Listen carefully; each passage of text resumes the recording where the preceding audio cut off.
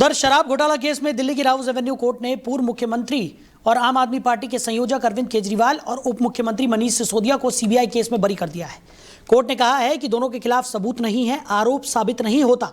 CBI ने साजिश की बात करते हुए तमाम चीजें यहां पर पेश की, लेकिन साजिश रचने की कोशिश के तौर पर इसे देखा गया, लेकिन उनका सिद्धांत ठोस सबूतों की जगह अनुमान पर था। इस मामले में सीबीआई ने कुल 23 लोगों के खिलाफ चार्जशीट दाखिल की थी। स्पेशल जज जितेंद्र सिंह ने सभी के खिलाफ आरोप तय करने से इनकार करते हुए सभी को बरी कर दिया। बरी होने के बाद कोर्ट से बाहर मीडिया से बातचीत के दौरान केजरीवाल भावुक हो गए।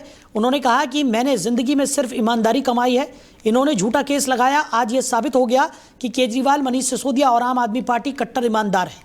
वहीं कोर्ट के फैसले पर मनीष सिसोदिया ने कहा कि हमें एक बार फिर गर्व हो रहा है अपने संविधान पर और BR अंबेडकर पर, जिन्होंने हमें ऐसा संविधान दिया। सच की फिर से जीत हुई है। पिछले कुछ सालों से भारतीय जनता पार्टी जिस तरह से शराब घोटाला कर रही थी और हमारे ऊपर आरोप लगा रही थी, आज कोर्ट ने सारे आरोप खारिज कर दिए और जितने भी एक्यूज्ड थे सबको डिस्चार्ज कर दिया। हम हमेशा कहते थे सत्य की जीत होती है, हमें भारतीय न्याय प्रणाली पे भरोसा है। मैं जज साहब का बहुत बहुत शुक्रिया अदा करता हूं जिन्होंने हमारे साथ न्याय किया, सत्य की जीत हुई। मैं हमेशा कहता था कि भगवान हमारे। आज एक बार फिर गर्व हो रहा है देश के संविधान पर, बाबा साहब अम्बेडकर पर, जिन्होंने इतना शानदार संविधान दिया और सत्य की जीत हुई है।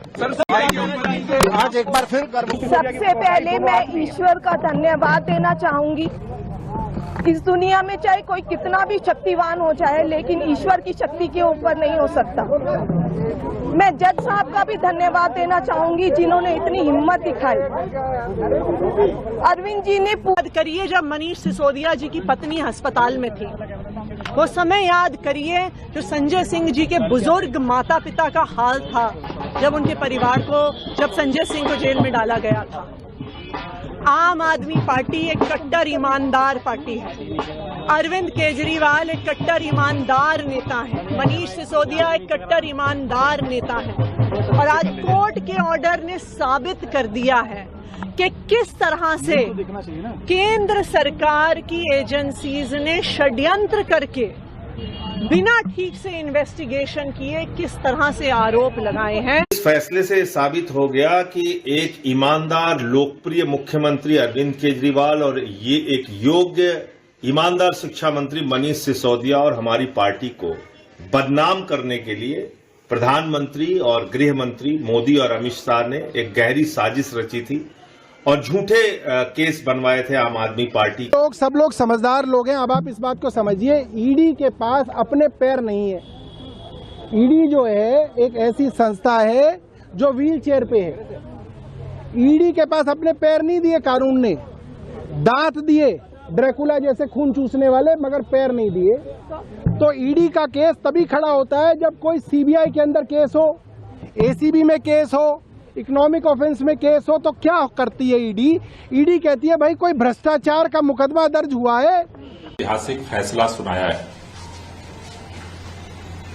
जिस तरह से